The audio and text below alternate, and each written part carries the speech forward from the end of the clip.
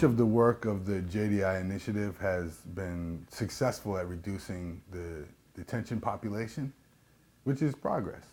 And in reducing that population, many kids of color were impacted in a positive way in terms of coming out. But understanding disparities, all of that reform has actually not led to a decrease in disparities. And in many jurisdictions, the lower detention population has actually led to an increase in the disparate treatment of kids of color.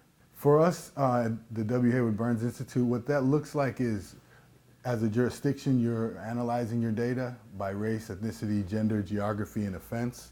You're looking at each decision point to better understand how you as a system are making decisions that contribute to this, or how your decisions in one agency bump into the decisions of another agency to create and exacerbate disparities. And particularly to do this, we engage community members who are from the neighborhoods, who've been through the system themselves, who have a direct experience, to talk about what this issue means for them and what they think the contributing factors are, so that we build this collaborative together with both community and system stakeholders to better understand, first and foremost, how the disparities are happening, what are the kind of contributing factors, but then to identify a target population and to begin to work on it, begin to understand what, how this population is proliferating in our system, and really where the community comes in are thinking about what are alternatives, what are things that we can do, policy changes, different practices that can lead to, safely moving that population out of our system. We coach jurisdictions to avoid distractions, because when you bring up conversations of race, when you bring up disparities and justice, people instinctively will go all over the place. Music, Hollywood movies, what's contributing to this can be just anything that anybody can conceive of. And we like to remind folks about what they actually have control over.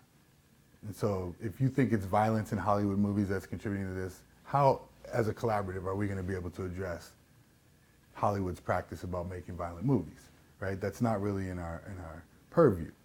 But if we're looking at decisions that are being made around, placing kids in programs while they're on probation that are in rival neighborhoods from the neighborhood that they're in, meaning they have to cross through gang territories, which is a big barrier for many young people, they're not going to go to that program. That program is a waste of taxpayer dollar.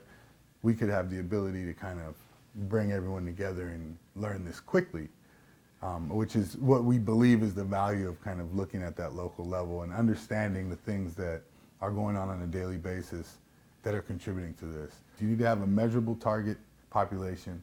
You have to unpack that, understand how it is there and what are the dynamics, and engage the people and the community members from those neighborhoods. And then you have to think about intervention strategies, implement the strategy, monitor it, tweak it, make sure it's working to achieve sustainability.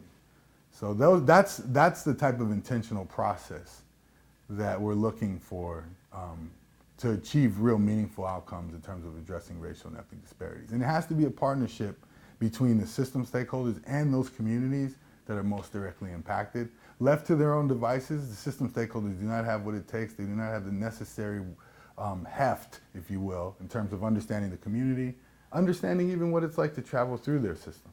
They each work at a different point.